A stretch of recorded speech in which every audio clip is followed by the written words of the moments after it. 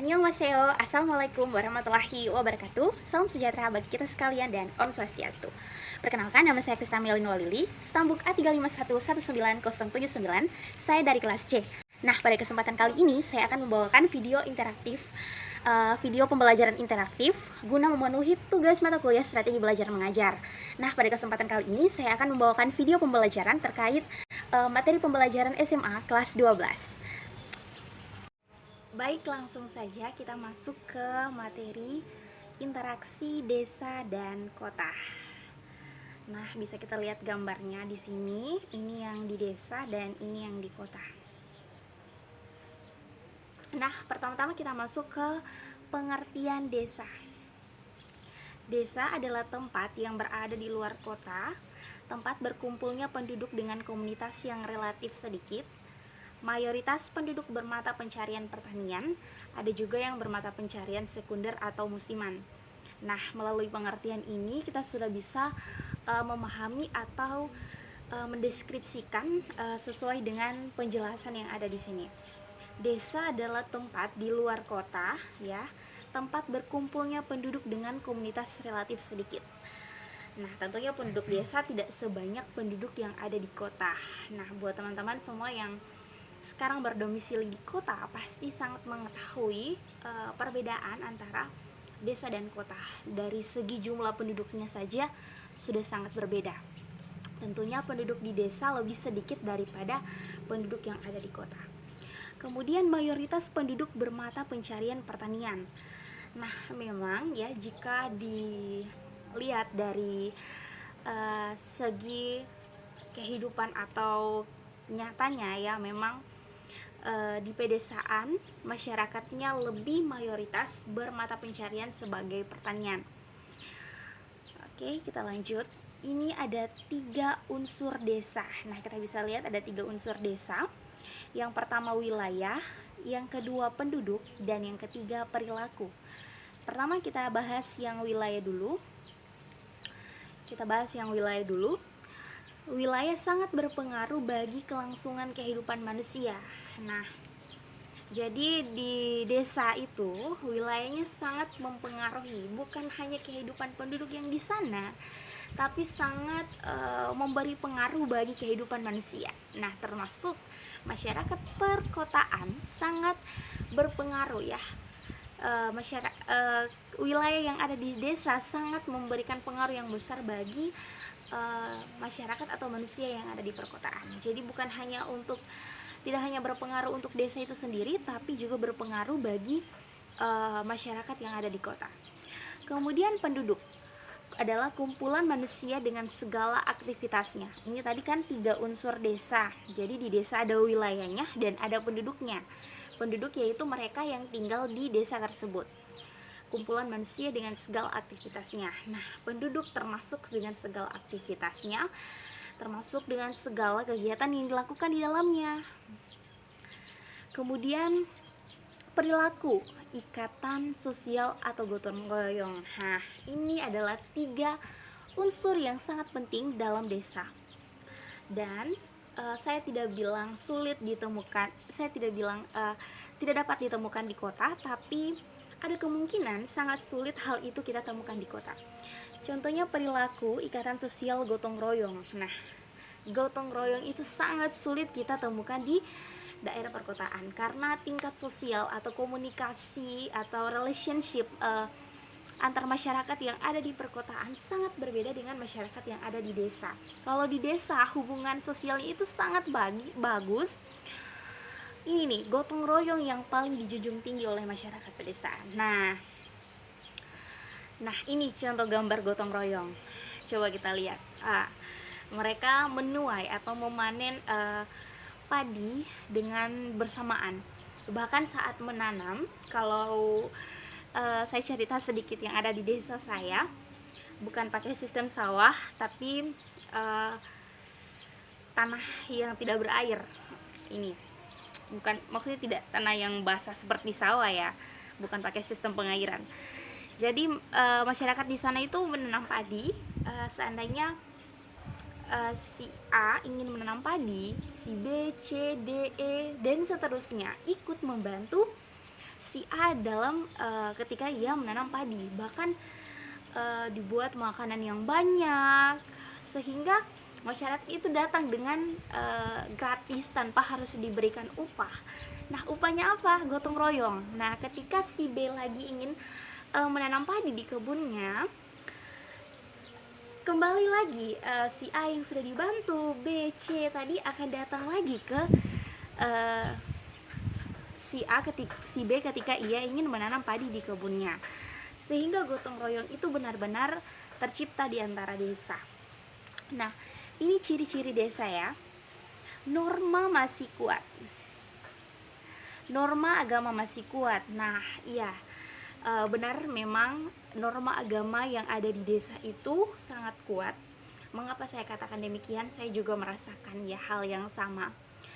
Ketika kita ada di desa, kerohanian kita benar-benar bertumbuh. Saya agama Kristen ya. Hubungan kita dengan Tuhan karena peribadatan, kegiatan-kegiatan keagamaan itu benar-benar kita ikuti dengan baik. Mulai dari gerejanya bahkan sampai ke organisasi-organisasi. Kalau saya sih termasuk organisasi-organisasi pemuda yang ada di desa saya. Itu yang membuat agama kita atau norma kita itu juga berpengaruh terhadap sikap dan perilaku kita dalam kehidupan setiap hari. Ketika kita hidup dalam kelompok masyarakat yang norma agamanya masih sangat kuat, kegiatan yang dilakukan adalah kegiatan-kegiatan positif yang bersangkutan dengan keagamaan, tentu saja akan berpengaruh hasilnya, print outnya terhadap individual itu. Yang akan dia keluarkan dalam kehidupannya adalah sesuatu yang baik juga, karakternya juga akan baik. Nah, pertanian bergantung pada musiman. Nah, ini juga ya merupakan ciri-ciri pokok dari desa. Pertaniannya memang musiman, seperti menanam padi, jagung, dan lain-lain. Nah, kehidupan masyarakat sangat erat dengan alam ya. Suatu kelompok dibentuk berdasarkan geografis. Oke, kita next. Nah, ini saya kasih gambaran pola interaksi yang terjadi di desa maupun di kota. Nah, ini desa, ini kota. Barang, orang, uang, dan ide. Nah, olahan barang ya, makanan olahan barang mentah itu berasal dari desa, disalurkan ke kota. Termasuk air, makanan segar, dan bahan mentah. Itu semuanya disalurkan dari desa ke kota. Kota apa perannya bagi desa? Desa mendapat inspirasi, ide, media, buku, sarana pembelajaran yang tidak ada di desa.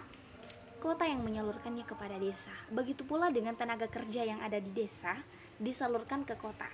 Sehingga orang-orang yang tidak memperoleh pekerjaan di desa, contohnya anak-anak muda ya, yang mengikuti pendidikan bahkan lebih di atas dari orang-orang tuanya, mereka kadang dikirim ke kota untuk mencari lapangan pekerjaan agar tidak menjadi buruh tani lagi. Kemudian seperti itu ya. Kita lanjut. Nah, ini dia keterangannya. Interaksi desa dan kota. Adanya wilayah saling melengkapi. Nah, memang interaksi tidak akan dikatakan interaksi jika tidak ada hubungan timbal balik yang terjadi antara desa dan kota tadi. Terpenuhinya sumber daya alam sebagai bahan mentah atau bahan baku industri. Nah, ini kita lihat contohnya. Ini kelapa ya, berasal dari desa. Nah, ini dibawa ke kota, itu ada diangkut ke kota, dijadikan sebagai bahan dasar industri. Jadi diolah di kota untuk dijadikan minyak dan sebagainya. Mengapa harus diolah ke desa, ke kota? Karena desa belum. Kenapa diolah di kota? Karena masyarakat desa belum mampu mengolah bahan mentah ini menjadi bahan yang siap pakai. Contohnya mereka belum bisa mengolah si kelapa ini, saya ambil contoh sebagai minyak ya. Bisa mereka olah tapi masih dengan cara tradisional ya. Prosesnya itu lama, pembuatan minyak menggunakan dengan cara tradisional itu sangat membutuhkan waktu yang lama dan juga tenaga yang cukup ini. Tapi kalau ke kota dibawa sebagai bahan baku industri, di sana bisa diolah karena sudah ada mesin-mesin yang canggih untuk diolah, sehingga manusia hanya perlu mengontrol saja. Kemudian terpenuhinya kebutuhan pokok yang dihasilkan desa. Nah, ini juga unsur yang penting ketika kita hidup di kota ya. Sebagai anak rantau, saya juga merasakan ketika kita ingin makan sayur, sangat sulit jika tidak ada uang ya. Kita sulit bertahan hidup di kota ketika kita tidak memiliki uang, karena semuanya serba beli. Nah, ini contohnya tadi.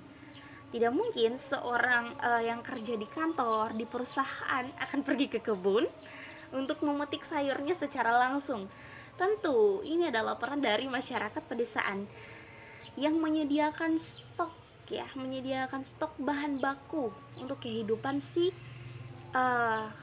pekerja kantoran tadi. Nah, ini yang boleh dicirikan sebagai masyarakat perkotaan yang kebutuhan pokoknya, kebutuhan bakunya disediakan oleh masyarakat pedesaan.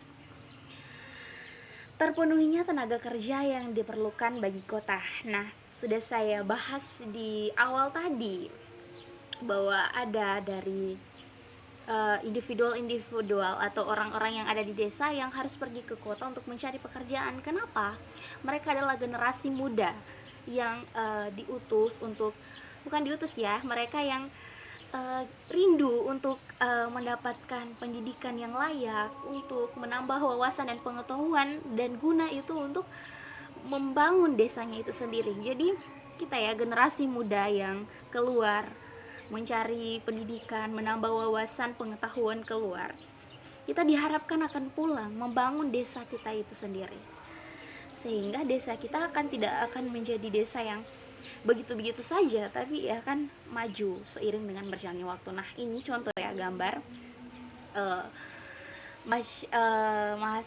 mahasiswa maupun mereka yang sudah selesai melakukan pendidikan dan harus mencari pekerjaan ke kota. Tersedianya tempat pemasaran hasil industri. Nah, ini tadi ya, hasil alam kita bawa ke kota, dan desa tadi dibawa ke kota untuk dipasarkan atau dijual di sana. Karena kalau di desa, jual di desa tidak akan laku lagi, karena semua ada di desa. Ketika kita bawa ke kota, kita pasarkan ke sana, orang-orang kota tadi yang akan membeli bahan-bahan baku atau bahan-bahan alam yang kita bawa dari desa. Interaksi desa kota, masih lanjut ke interaksi desa kota. Terpenuhinya barang-barang yang tidak ada di desa, ya, majunya teknologi ilmu pengetahuan. Nah, ini juga ya, tidak selamanya desa itu akan menjadi desa yang begitu-begitu saja, tapi akan ada perkembangan seiring dengan berjalannya waktu dan pengaruh ilmu pengetahuan serta teknologi. Nah, siapa yang membawa pengaruh itu? Mereka yang keluar ke kota, mereka yang membawa apa yang mereka dapat, pengetahuan, pengalaman, bahkan ilmu pengetahuan serta teknologi yang mereka peroleh dari kota, mereka bawa ke desanya untuk membangun desanya itu sendiri. Jadi desa itu seiring berjalannya waktu akan maju, bahkan mengenal teknologi yang ada. Kemudian membuka lapangan kerjaan, ada kesempatan untuk berinvestasi, adanya kemudahan pemindahan dalam ruang. Nah, namun ya, ada juga masalah-masalah dalam kota dan desa. Tentunya ya, pasti dalam kehidupan kita setiap hari akan ada menjumpai yang namanya masalah. Nah, ini adalah konflik pemanfaatan lahan. Kita bisa lihat gambar di sini ya, masyarakat desa marah ya, tulisannya di sini, hentikan penghancuran hutan dan wilayah adat Kingipan, stop deforestasi. Nah, di sini masyarakat meluapkan rasa marah dan rasa ketidakadilan kepada mereka. Mereka tidak mau hutan atau wilayah adat mereka. Nah, tentunya desa itu masih pekat atau kuat dengan yang namanya adat. Jadi kalau dibilang dengan tanah adat ini, benar-benar ini tanah yang berasal dari nenek moyang mereka, sehingga ketika orang-orang yang dari kota masuk ini menggantikannya dengan pembangunan ini itu, pasti mereka akan marah karena tidak terima tanah dari nenek moyangnya dirusak atau dibangunkan dengan lahan yang lain. Nah, kita next pada kerusakan yang berikutnya. Nah, ini dampak pertumbuhan pemukiman terhadap kualitas lingkungan. Nah, oke, ini lebih mencorok ke kota, di mana jumlah atau pertambahan jumlah penduduk yang meningkat akan berpengaruh terhadap kualitas lingkungan. Ini kita bisa lihat ya, sungai dijadikan tempat pembuangan sampah. Ini seperti bukan sungai lagi ya. Kalau di desa ini masih benar-benar asri, tiada sampahnya. Tapi ketika kita masuk ke kota, sungainya dipenuhi dengan sampah. Itu akan berdampak terhadap ekosistem. Di dalam sungai ini ada ekosistem di dalamnya. Pasti ekosistem itu akan rusak ketika limbah industri, limbah rumah tangga yang masuk ke air ini pasti akan merusak ekosistem yang ada di air. Oke, sekian dan terima kasih. Sampai di sini video interaktif pembelajaran dari saya. Semoga bermanfaat bagi kita sekalian yang menonton video ini dan menambah pengetahuan serta wawasan ke depannya. Saya mohon maaf jika ada salah kata dalam pengucapan saya, karena saya di sini juga masih sama-sama belajar, dan ke depannya saya berusaha untuk menjadi lebih baik dan memperbaiki setiap kesalahan yang ada.